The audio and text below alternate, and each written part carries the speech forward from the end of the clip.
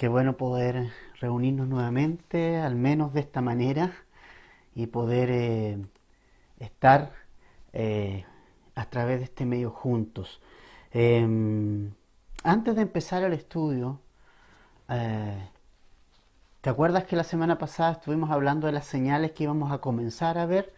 Esta semana salió una noticia respecto a que la Tierra está acelerando su vuelta, entonces quiere decir que los días van a ser más cortos de lo que hasta ahora eran, ¿no? Entonces esta aceleración de la Tierra comenzará ha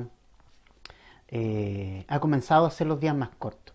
Entonces, nosotros vimos la semana pasada que cuando estas cosas comenzaran a suceder, recuerden que vimos que van a haber señales en los cielos y en la tierra, a nivel de comportamiento humano y a nivel de comportamiento de lo que es los seres, los cuerpos celestes, lo que es el día y la noche, el sol y todo eso, las estrellas.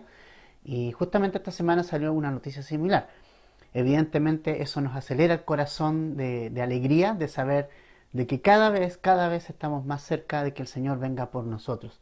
Y de verdad, hermano, yo te digo que hay personas que aún siendo cristianas, eh, no ven esto como algo que el Señor venga pronto. Eso la verdad es que es inexplicable, inexplicable.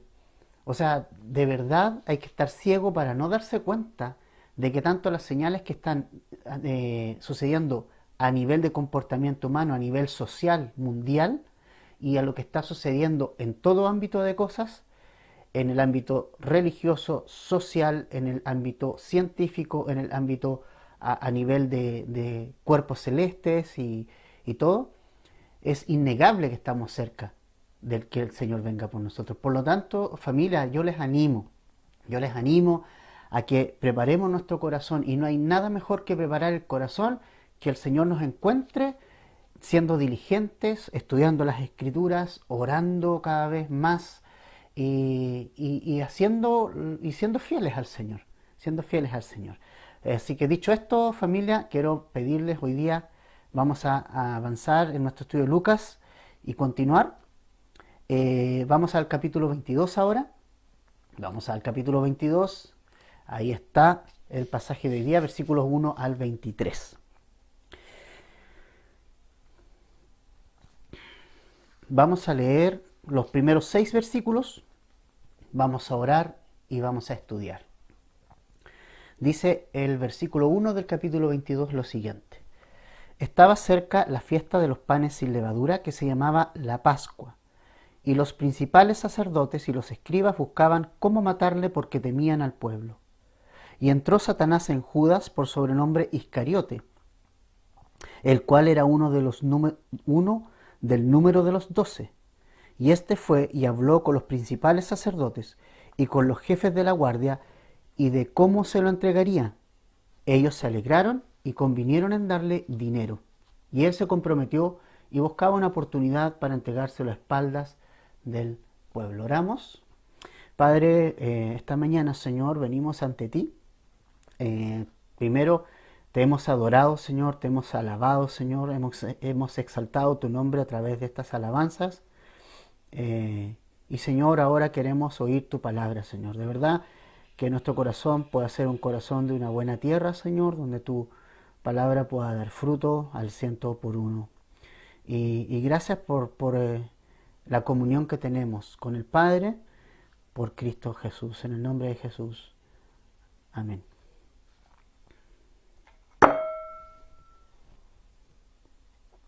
Bueno, ya tienes tu Biblia entonces.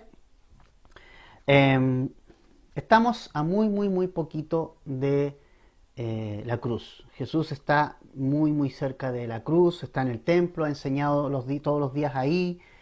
La gente lo ha ido a escuchar, la gente lo quiere escuchar. Y la verdad es que estudiando estos capítulos uno se da cuenta de algo, que a veces uno repite lo que escucha de otras personas. Por ejemplo, uno ha escuchado que las multitudes lo aclamaron cuando entró a Jerusalén, pero que después gritaron crucifíquenle. La verdad es que lo que he observado es que a veces la mayoría no habla, la mayoría a veces es silenciosa.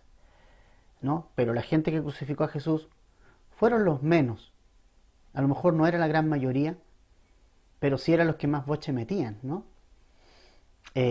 Porque había mucha gente que iba a escuchar a Jesús todos los días, aún antes de la cruz, un poquito antes de ir a la cruz.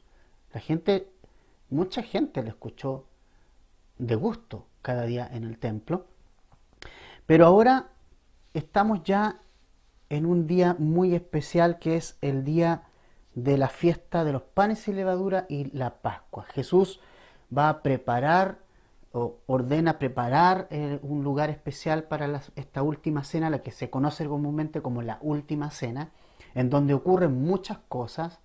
Es muy intenso lo que allí está ocurriendo, y todo esto va obviamente Jesús hacia la cruz ya. O sea, esto ya estamos a horas, a pocos momentos de que Jesús vaya a la cruz. La preparación para la Pascua está en el versículo 1 acá, que estaba cerca de la fiesta de los panes y levadura. Y entonces, ¿qué sucede con esta situación? Vemos que los principales sacerdotes, los escribas, es decir, la gente del Sanedrín, buscaba cómo matar a Jesús ya. Eh, Ahora es importante porque la fiesta de la Pascua y la fiesta de los panes sin levadura, junto con la fiesta de Pentecostés y con la fiesta de los tabernáculos, con la fiesta de los tabernáculos precisamente, eran las fiestas más concurridas, o de las tres fiestas anuales más importantes del pueblo de Israel. Y entonces lo que vemos nosotros aquí es que obviamente era una celebración importantísima. Había muchísima gente en Jerusalén, muchísima gente. Estamos hablando de millones de personas. O sea, el historiador Flavio Josefo nos dice que por esos días las estrechas calles de Jerusalén, que no eran como las calles de ahora que son anchas, eran súper estrechas, casa a casa y una calle angostitas, estaban repletas de gente. Siempre estas fechas eran delicadas porque habían normalmente sediciones, revoluciones, porque se despertaba un poco este como sentimiento patriota de los judíos, ¿no? De nosotros nos vamos a liberar del poder romano y ese tipo de cosas. Entonces, lo que sucede es que en esta fecha donde hay tanta gente y tan simbólica además, porque es una fecha, vamos a ver un poquito el detalle de la fiesta de la Pascua más cuando lleguemos al relato de la última cena, pero puedes ir a Éxodo capítulo 12 en tu casa, después lo puedes revisar y puedes ver en qué consiste la fiesta de la Pascua. Daremos, como te digo, algunos detalles más adelante, ¿ya? Pero es una fiesta muy sensible, muy especial, que celebra la salida de Israel de la esclavitud de Egipto, con una situación muy particular, la muerte de los primogénitos y cómo Dios guardó a su pueblo a través de este simbólico cordero que se mató, que se sacrificó, que su sangre untó la gente de Israel en sus puertas, en los dinteles de sus puertas, en donde el ángel de la muerte, cuando vio esa mancha de sangre, pasó de largo. Vamos a ver más adelante un poco eso, lo que se cumple en Jesús. Pero fíjate en algo, que en medio de una fiesta tan importante, una fiesta de tan grande solemnidad, estos religiosos están confabulándose para matar a Jesús. O sea, fíjate lo perdido que puede estar una persona, lo ciega que puede dejarte la religiosidad. La religión te enceguece la vista de una manera tal que te lleva a creer que estás haciendo algo que es correcto, pero es totalmente alejado de lo correcto y de lo que Dios quiere y de la voluntad de Dios. Otro ejemplo de esto es lo que estaba haciendo el apóstol Pablo, por ejemplo, con la iglesia.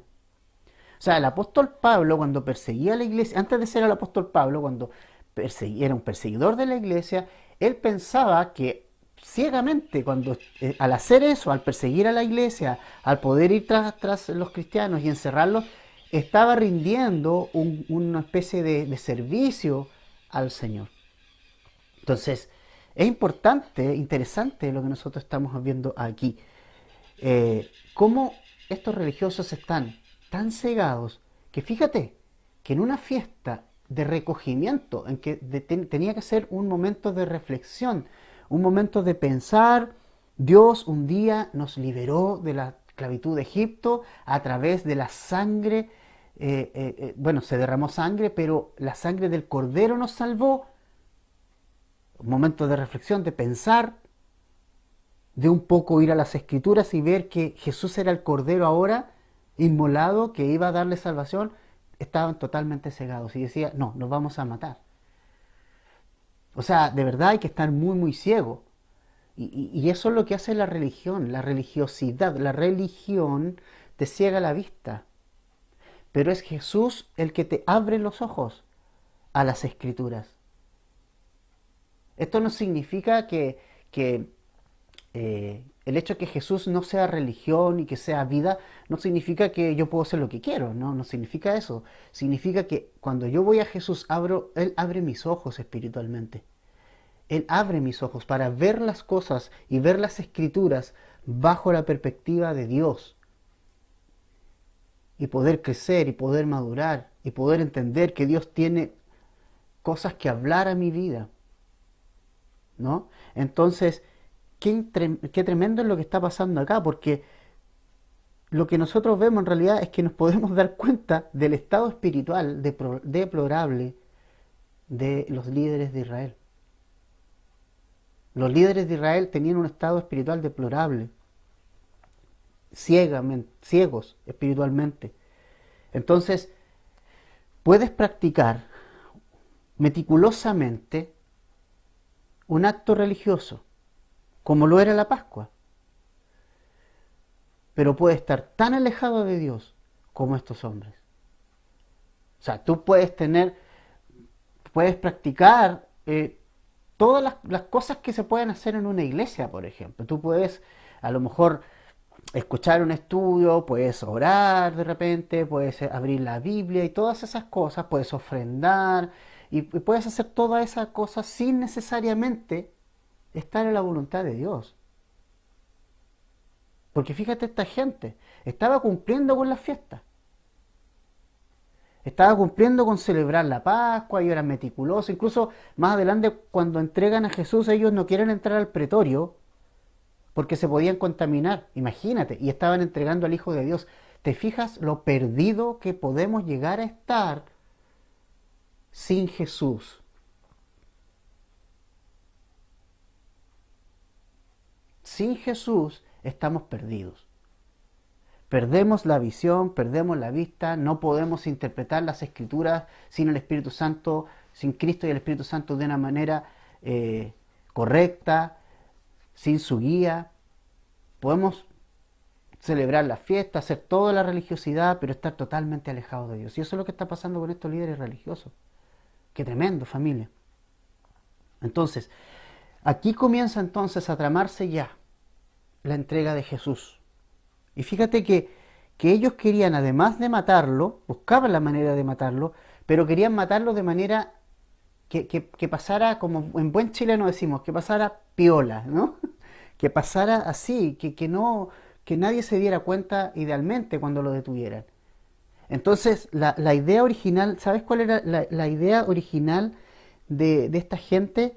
Era que pasara la Pascua y pasada la Pascua ellos pudieran dar muerte a Jesús. ¿Cómo sabemos eso? Por el relato de Marcos, capítulo 14, versículos 1 y 2. Allí nosotros vemos algo interesante. Si vas por un momento al Evangelio de Marcos, capítulo 14, versículos 1 y 2, te vas a dar cuenta de la idea original que tenían estas personas. La idea original es la siguiente. 2 días después era la Pascua y la fiesta de los panes sin levadura, y buscaban los principales sacerdotes y los escribas cómo prenderle por engaño y matarle. La única manera que podrían haber detenido a Jesús era por engaño, porque no había nada digno de un delito.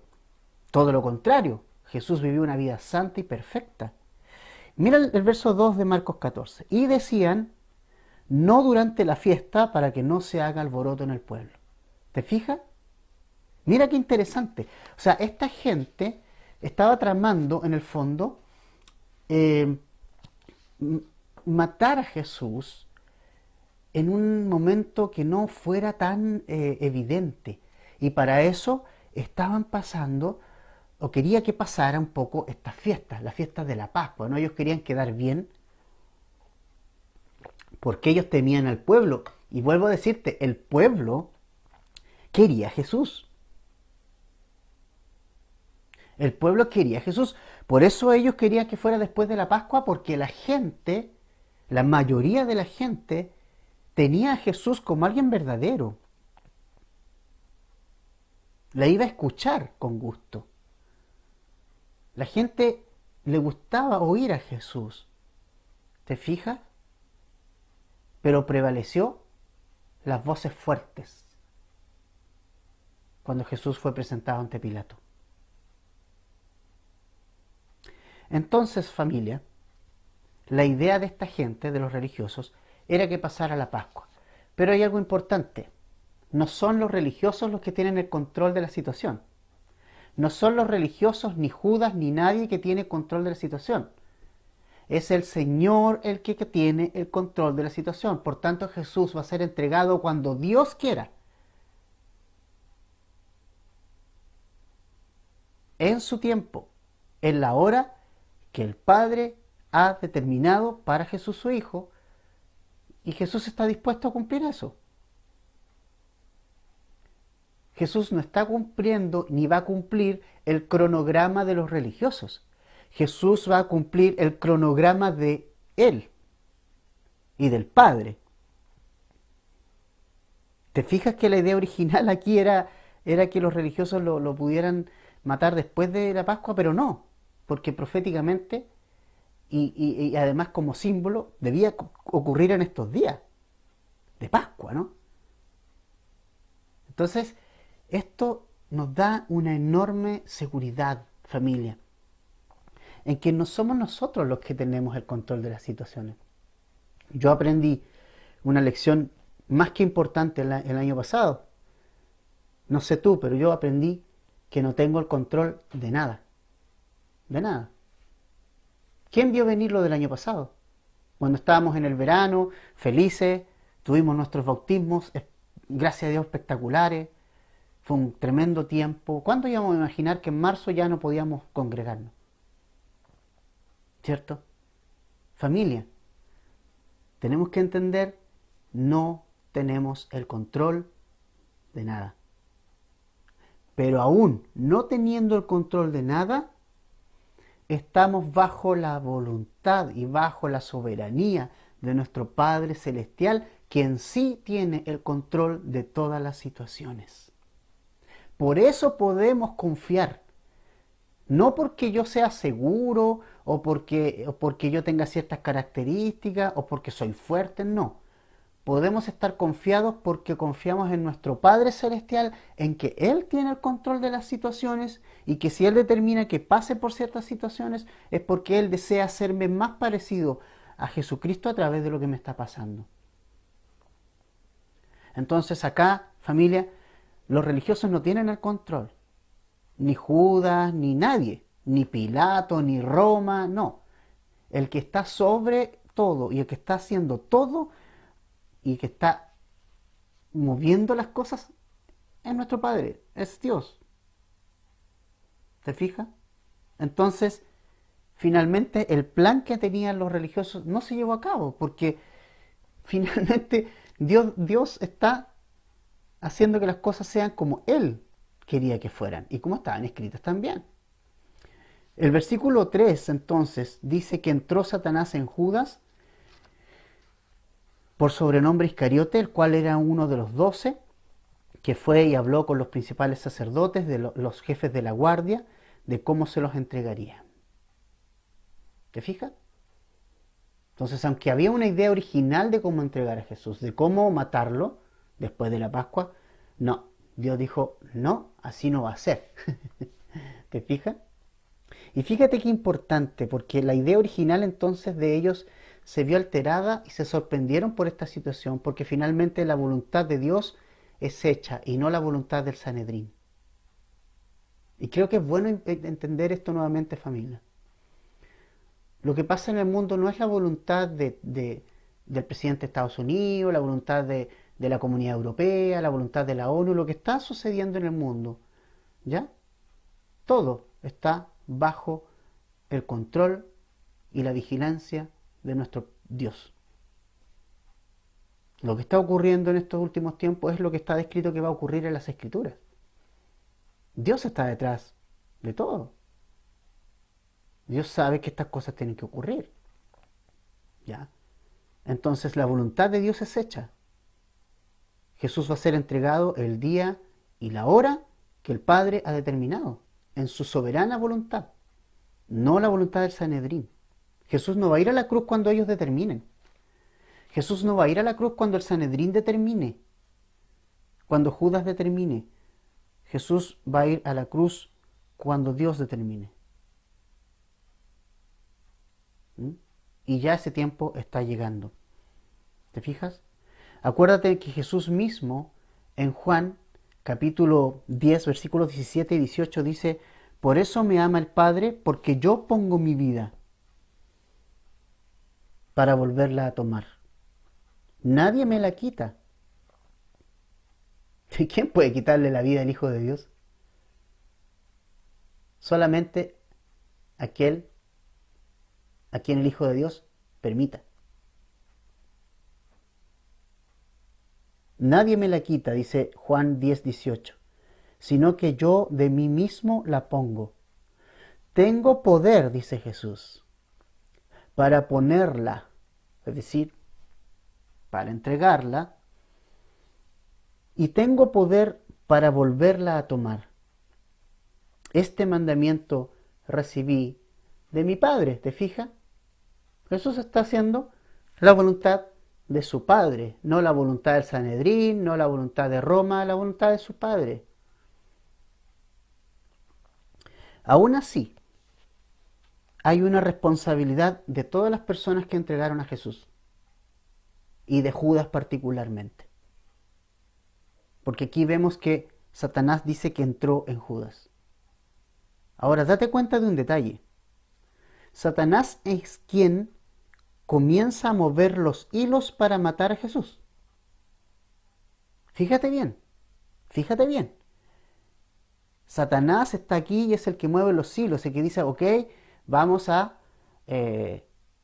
voy a influenciar a Judas, voy a ir a él y voy a influenciarlo para matar a Jesús. Fíjate bien, interesante eso, porque Satanás odia a Jesús.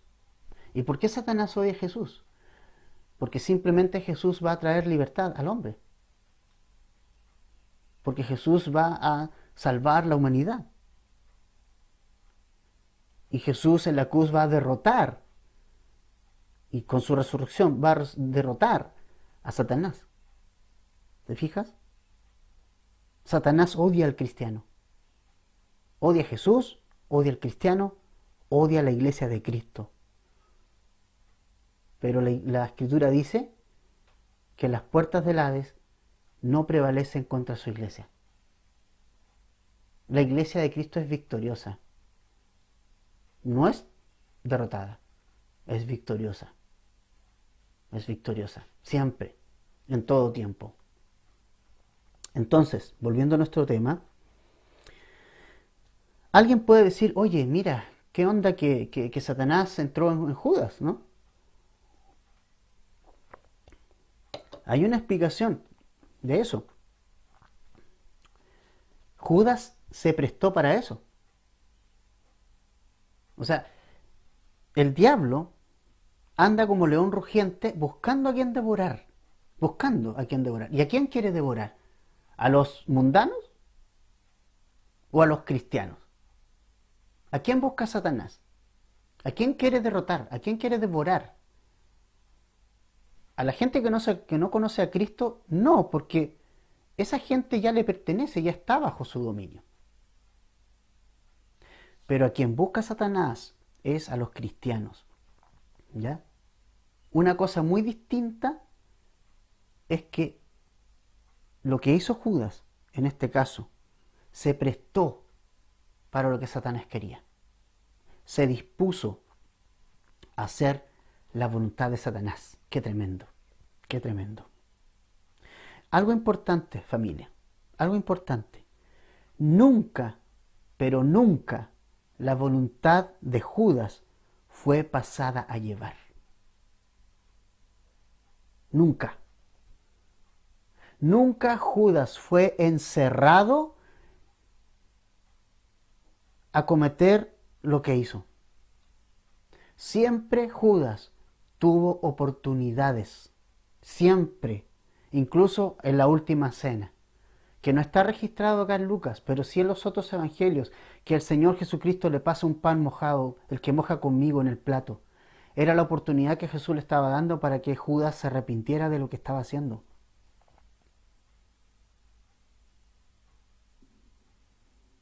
Una cosa es que Satanás quiere hacernos caer, otra cosa es que yo le haga caso. Pero Judas se prestó para esto. Ahora, hay otro tema importante con Judas. El tema con Judas es que Satanás entró en su corazón porque Judas rechazó a Jesús en su corazón. ¿Cómo es eso? Sí, Judas rechazó a Jesús en su corazón.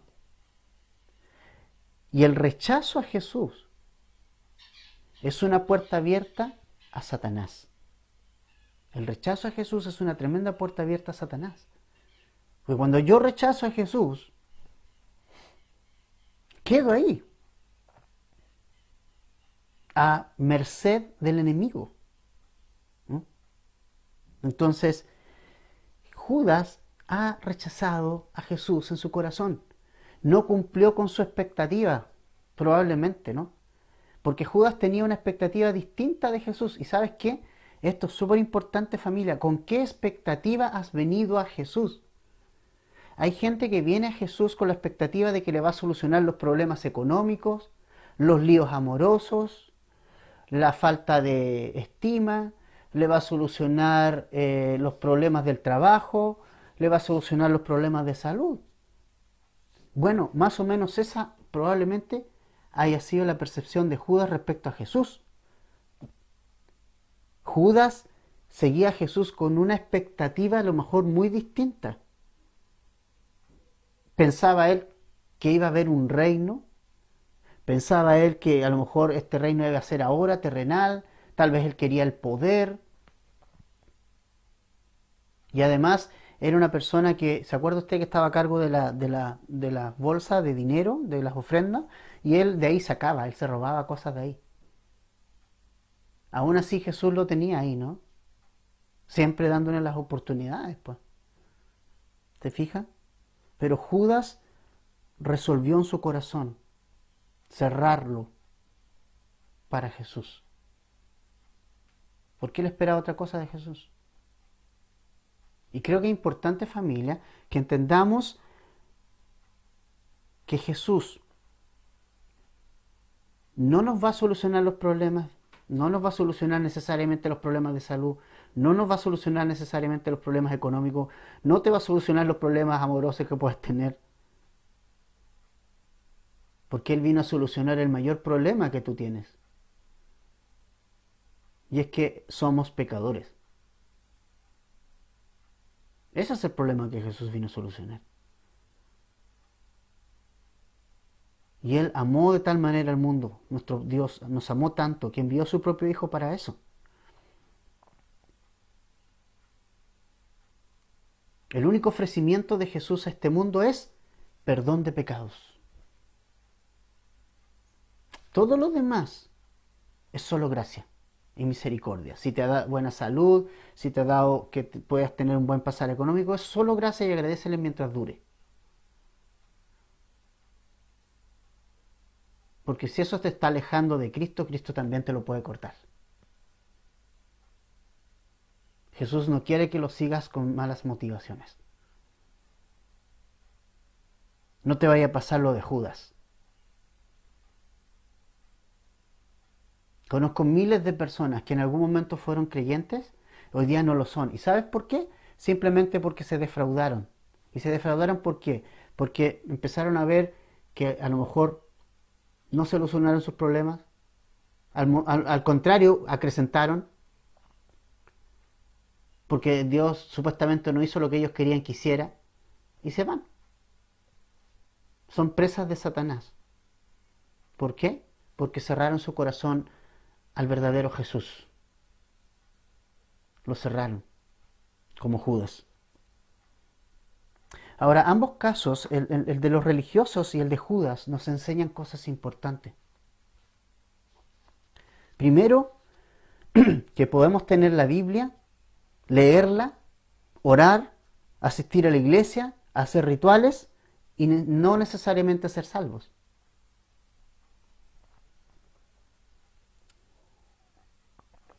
Los religiosos cumplían con las fiestas, celebraban la Pascua, celebraban la fiesta de los tabernáculos, celebraban eh, todos los rituales y todo. Acuérdate que diezmaban en eneldo el comino, pero no eran salvos. Segunda enseñanza que podemos sacar: podemos oír a Jesús y sus enseñanzas por mucho tiempo. Podemos sentarnos toda la vida cerca de Jesús, pero aún así no caminar con Él. Rechazarlo. No dejar que Él intervenga en tu vida, no dejar que Él gobierne tu vida. ¿Sabes qué? ¿Cuánta gente va a la iglesia? ¿O escucha estudios así en línea desde la casa? Muchos agradecen el que los estudios estén en línea, pero no por el tema de que puede tener accesible el estudio bíblico, sino que porque les evita ir a congregarse. O sea, tú puedes escuchar de Jesús por muchos años y aún así no ser salvo. Y aún así insistir en vivir tu propia vida bajo tus propios preceptos. Y poco te importa vivir para Jesús. Mira a Judas. Mira a Judas, mira su vida. Aprendamos de él. Esto está escrito para que aprendamos de él. Otra enseñanza que podemos sacar es que podemos tener al mejor maestro de todos con nosotros. Imagínate que Judas tuvo a Jesús. O sea, Judas tuvo al Hijo de Dios enfrente, enseñándole la perfección misma. Y aún así, seguir una vida carnal. Y aún así, mi vida no cambia. Porque es una cuestión de decisión personal.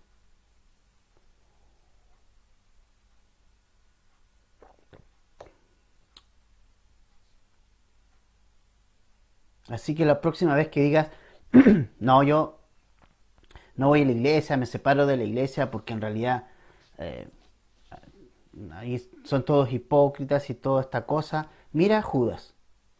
Judas tuvo al mejor maestro, el mejor pastor. El mejor pastor.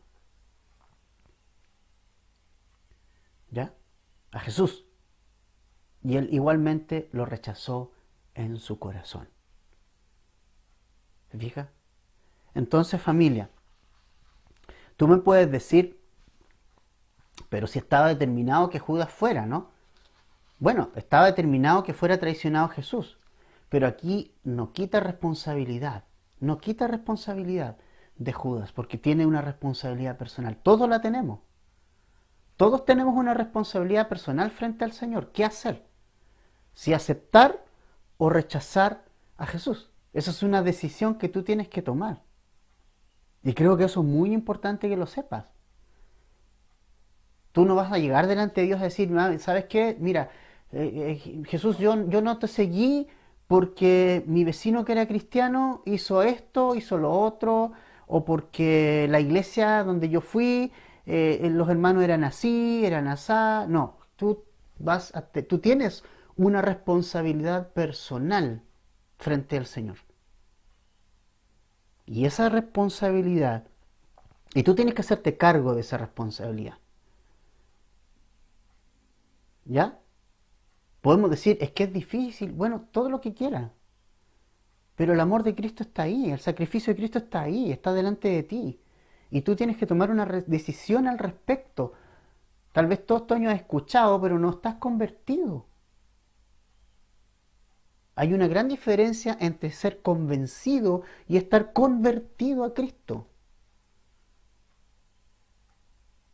Y el Señor me reveló cuando, de verdad, esas cosas de que cuando yo recién llegué a Jesús, yo siento que no fui inmediatamente así como nacido de nuevo. Es como que pasó el tiempo y cuando comprendí que realmente era una conversión lo que requería, entendí esto, la revelación de Cristo que me convirtió, me hizo nacer de nuevo. El día en que le rendí mi vida completa a Jesús. Creo que es algo importante. Hay mucha gente convencida. A lo mejor tú sabes, por muchos años, escuchas, tienes clarito todo. Quién es el Padre, quién es el Hijo, quién es el Espíritu Santo, cuáles son las obras que hizo Jesús en la cruz por tus pecados, pero eso no te ha cambiado. Si eso no te ha transformado, entonces no eres una nueva persona. Necesitas ser una nueva persona. Y para eso necesitas tomar una decisión. Y una decisión sustentable, una decisión de por vida, una decisión que indique que veas cosas prácticas. Por ejemplo, si quieres madurar y crecer en la fe, no vas a crecer sentado en tu casa, mirando el cielo. Vas a crecer cuando tomes las escrituras, cuando las estudies, cuando ores, cuando te conectes a los estudios, cuando quieras tomar discipulados. O sea, hay hechos concretos que marcan la madurez de una persona. Cuando anheles de Jesús y busques hacer su voluntad. Judas no era un creyente en Jesús. Judas dejó de ser un creyente en Jesús y fue presa de Satanás. Judas tuvo al mejor maestro, al Hijo de Dios enfrente, y le rechazó. Tú podrás tener al mejor pastor enfrente, pero si tú has resuelto no creer en Jesús, de nada sirve. ¿No? Ahora, vamos al verso 7 hasta el 20.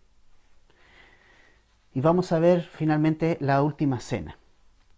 Llegó el día de los panes sin levadura, en el cual era necesario sacrificar el cordero de la Pascua. Y Jesús envió a Pedro y a Juan diciendo, id, preparadnos la Pascua para que la comamos. Ellos le dijeron, ¿dónde quieres que la preparemos? Él les dijo, he aquí, al entrar en la ciudad, os saldrá al encuentro un hombre que lleva un cántaro de agua. Seguidle hasta la casa donde entrare, y decid al padre de familia de esta casa, el maestro te dice, ¿dónde está el aposento donde he de comer la Pascua con mis discípulos? Entonces él os mostrará un gran aposento alto ya dispuesto, preparad allí. Fueron pues y hallaron como les había dicho, y prepararon la Pascua. Cuando era la hora, se sentó a la mesa y con él los apóstoles, y les dijo, cuánto he deseado comer con vosotros esta Pascua antes que padezca. Porque os digo que no la comeré más hasta el día, hasta que se cumpla en el reino de Dios.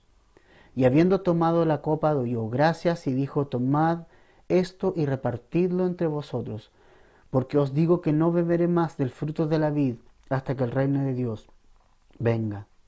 Y tomó el pan y dio gracias y lo partió y les dio diciendo, esto es mi cuerpo que por vosotros es dado, haced esto en memoria de mí.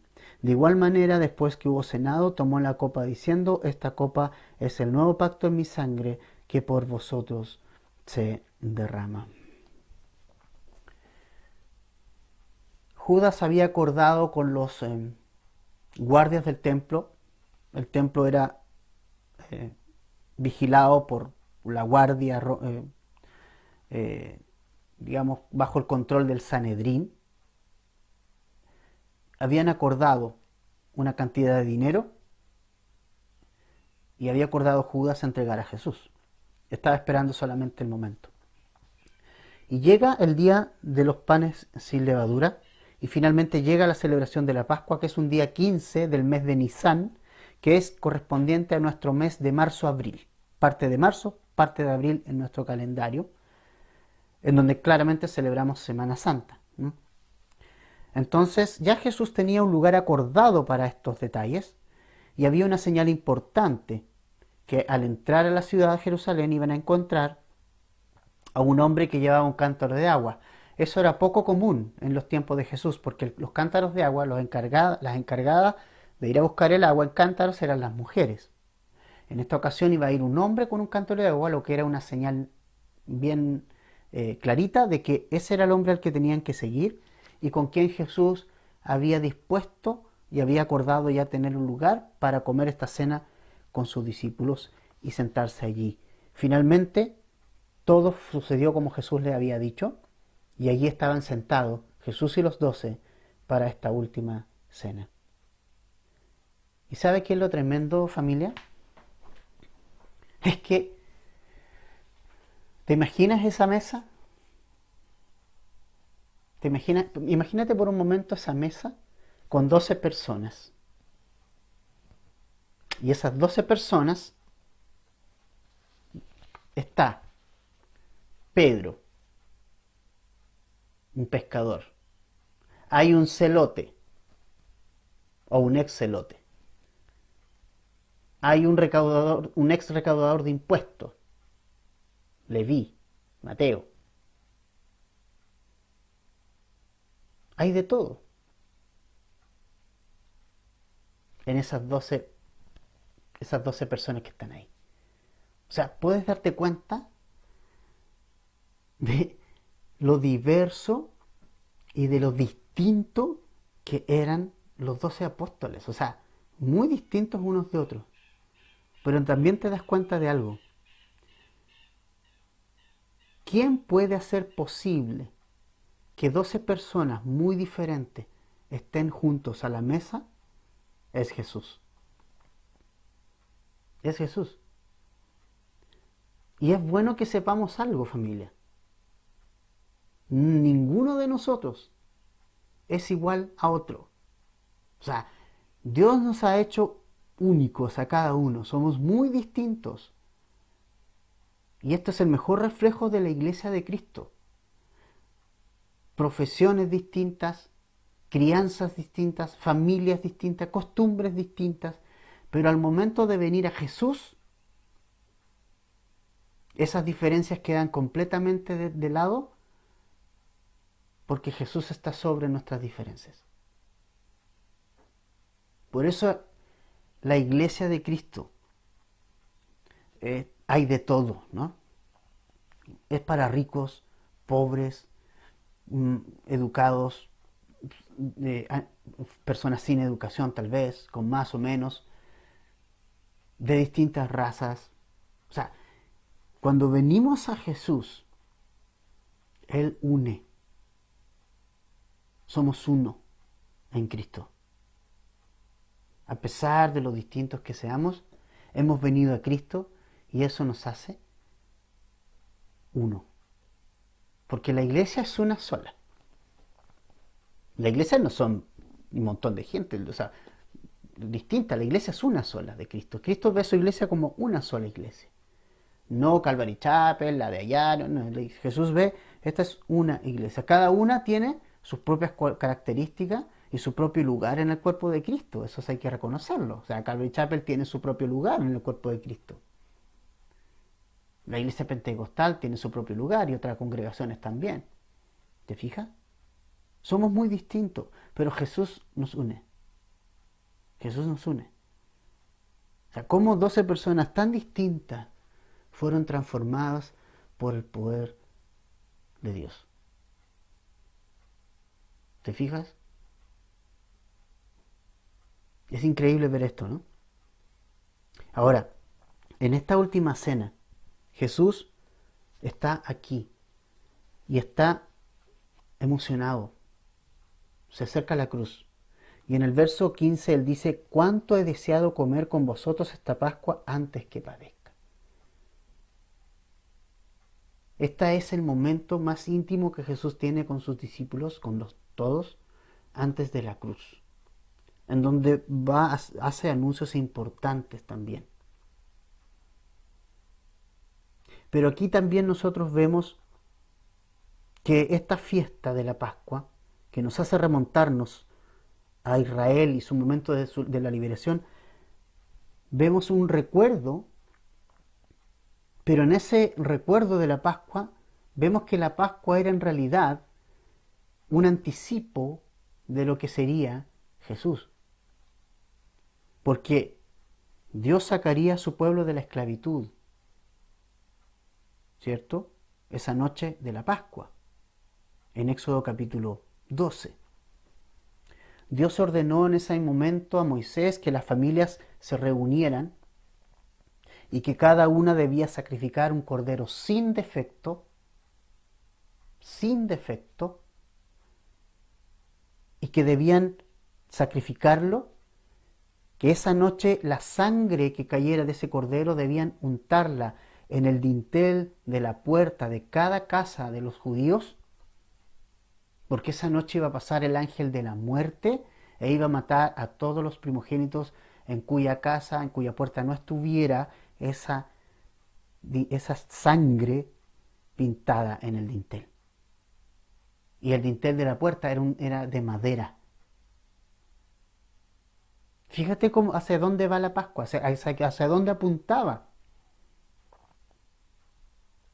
El ángel de la muerte pasaría de largo si veía esta sangre allí. Y luego se debía comer el cordero y el pan sin levadura. Entonces, cuando la gente de Israel escuchaba el chicharrear del asado de cordero, con ese sonido tan particular sobre las brasas, recordaba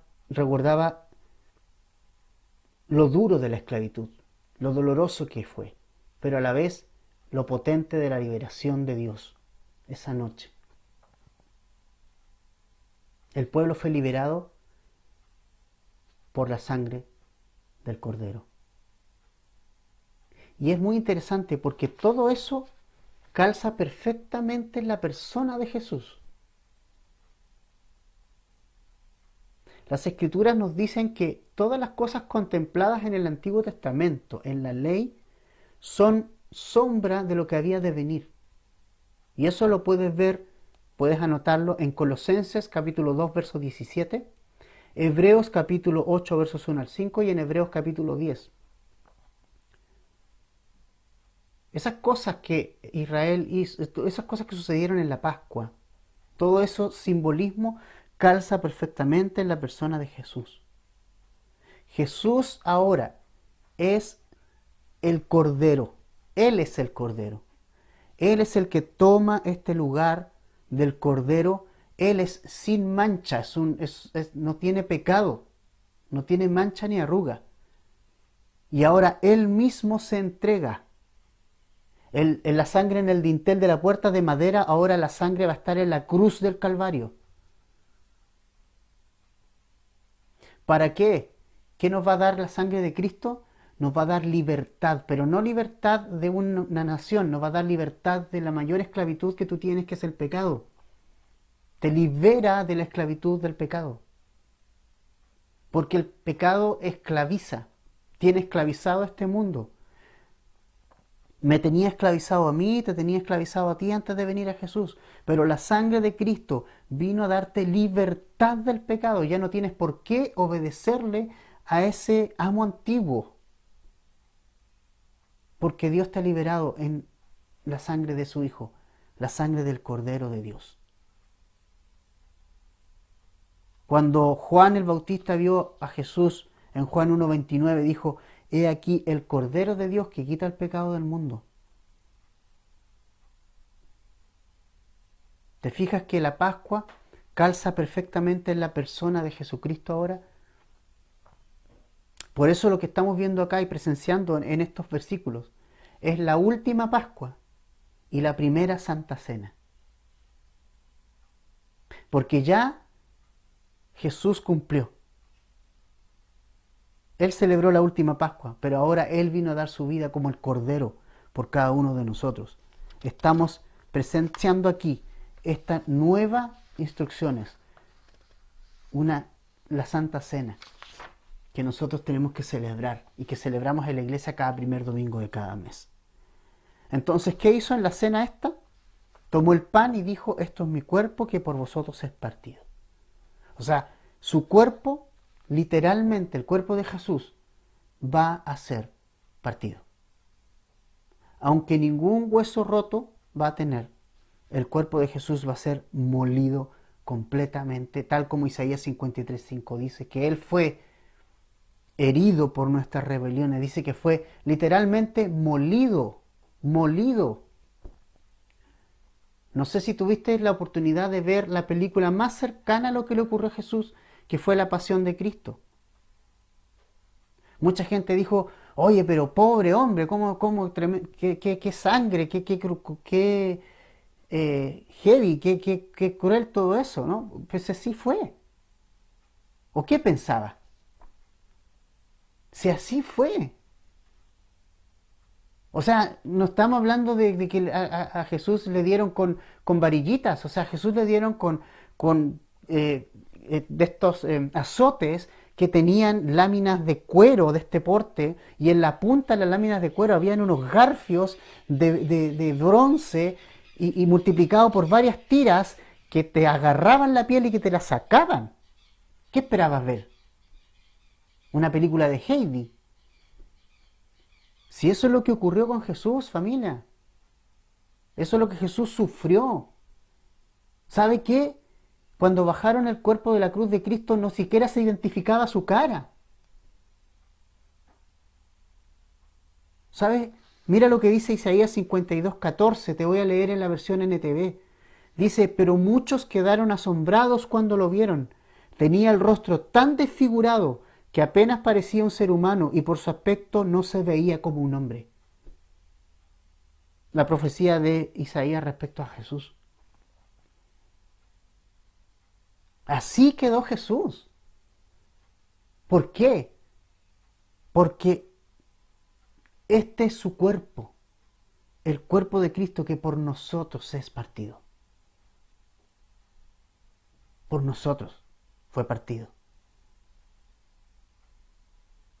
Él fue sacrificado por nosotros. ¿Pero por qué? ¿Para qué? Para darnos libertad del pecado, para terminar con el pecado y poder tener una relación personal con el Padre ahora.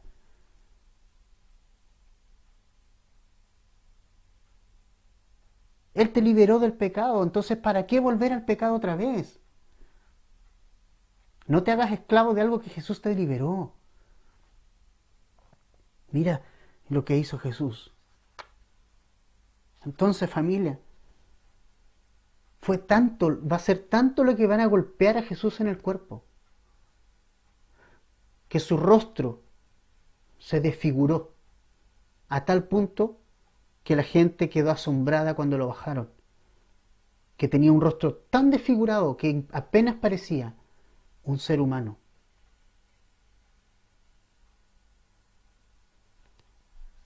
Así fue.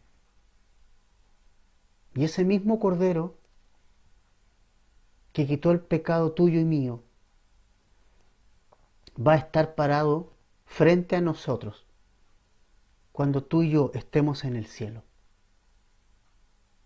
Apocalipsis capítulo 5 versículo 6 dice, y miré y vi en medio del trono y de los 4 seres vivientes y en medio de los ancianos estaba en pie un cordero como inmolado. ¿Qué quiere decir como inmolado? Como golpeado, como herido, como maltratado, que tenía 7 cuernos y 7 ojos, los cuales son los 7 espíritus de Dios enviados por toda la tierra. ¿Quiénes son todos los 4 seres vivientes y los ancianos? Y mucha gente había ahí, ¿se acuerdan? En Apocalipsis 4 y 5, hay millares de personas. Ahí está la iglesia. Y se para en medio un cordero como inmolado. ¿Sabes qué? Allí va a estar Jesús. Y vamos a poder ver sus heridas. Para que nunca se nos olvide, familia, y esto es importante, nunca se nos olvide, que si tú y yo, cuando el día que estemos parados en el cielo frente a Jesús, no es mérito de nosotros, No es por nuestra buena onda, no es porque seamos buenos. La única razón por la cual estaremos en el cielo va a ser gracias a las heridas en las manos, en los pies, el cuerpo que fue partido y la sangre derramada por Cristo en la cruz. No fue por nada más. Y tenemos que entender eso.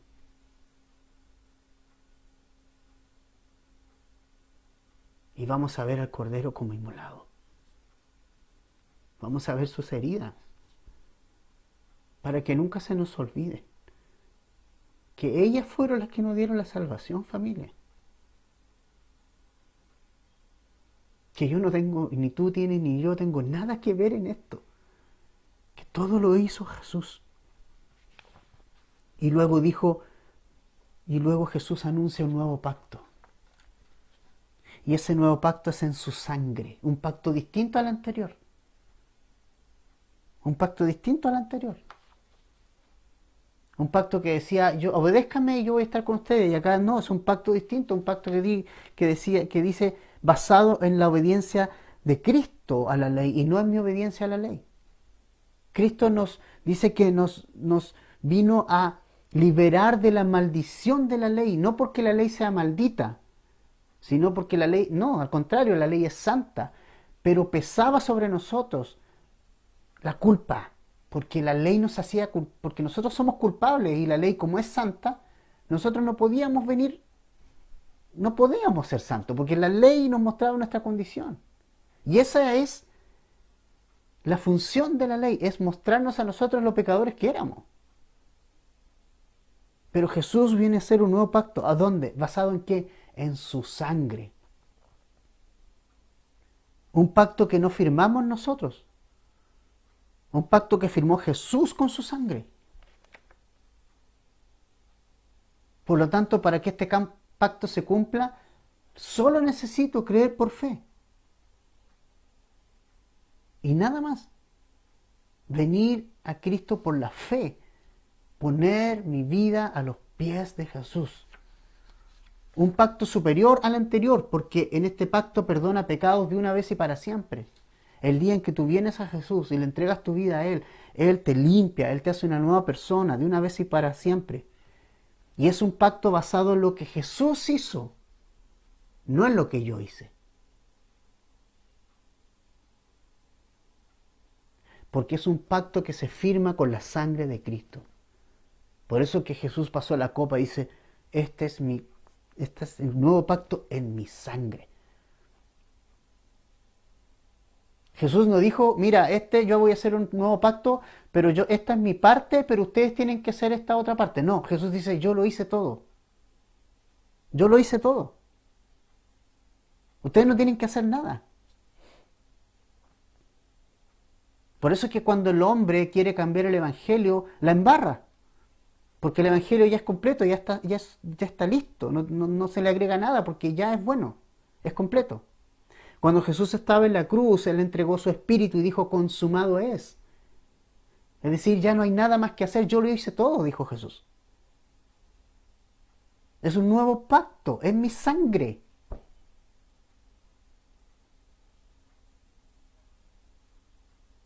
La única cosa que tú tienes que hacer es poner tu fe en Jesús. Poner tu fe en Él. Perder tu vida y ponerla a los pies de Jesús.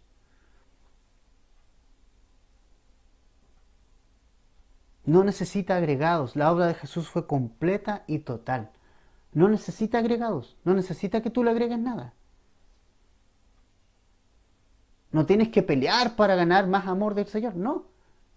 Él te ama y ya hizo lo que tenía que hacer. Ahora la pelota está en nuestra cancha y ahora nosotros tomamos la decisión.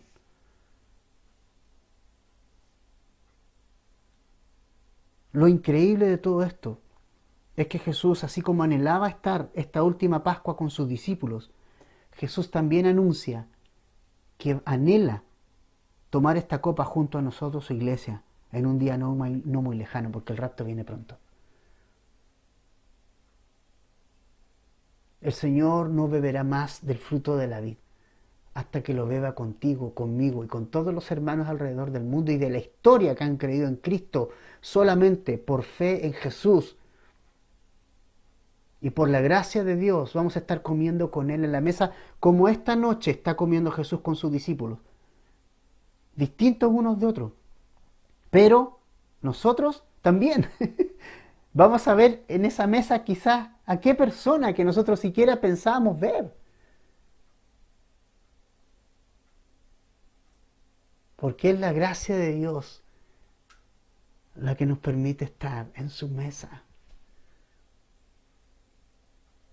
No lo merecemos, pero su gracia nos permite estar en su mesa disfrutando de una cena, de una comida con Él. Falta poco para ese momento, familia. Falta muy poco para ese tiempo. No te desvíes.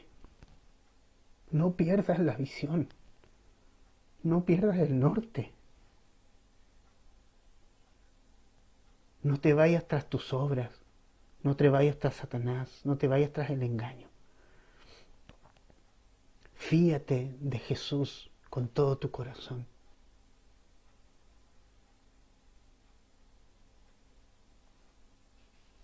Verso 21 de Lucas para terminar, de Lucas 22. Mas he aquí la mano del que me entrega está conmigo a la mesa. A la verdad el Hijo del Hombre va según lo que está determinado, pero hay de aquel hombre por quien es entregado. Entonces ellos comenzaron a discutir entre sí quién de ellos sería el que había de hacer esto. Aquí Jesús anuncia algo fuerte. El resto de los discípulos no sabían, pero ahora Jesús lo anuncia: uno de ustedes me va a traicionar. ¿Sabes? Nadie va al infierno o al cielo obligado. Nadie. Nadie. Cada cual va al cielo o al infierno por su propia cuenta. Por la elección que hizo en esta vida. Y por eso es importante que tomes una decisión. Judas decidió hacer lo que hizo.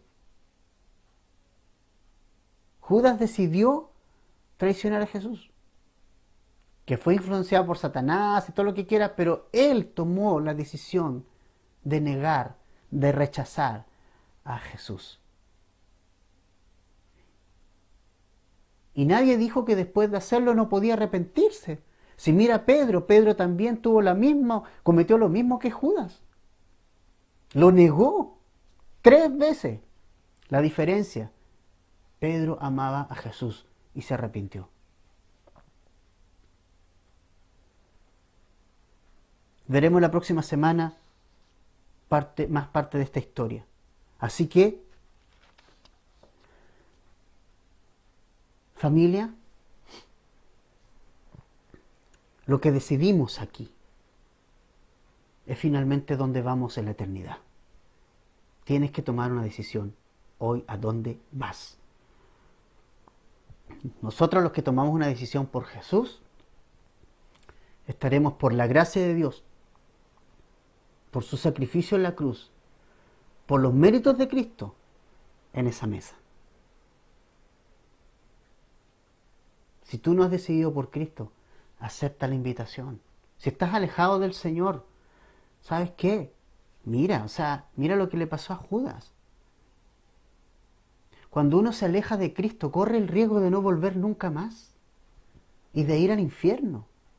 Estás a tiempo de tomar una decisión distinta. Familia, disculpe por haberme alargado bastante, pero era necesario. Era necesario. Así es que demos gracias a Dios por este nuevo pacto. Padre, gracias por este nuevo pacto en tu sangre.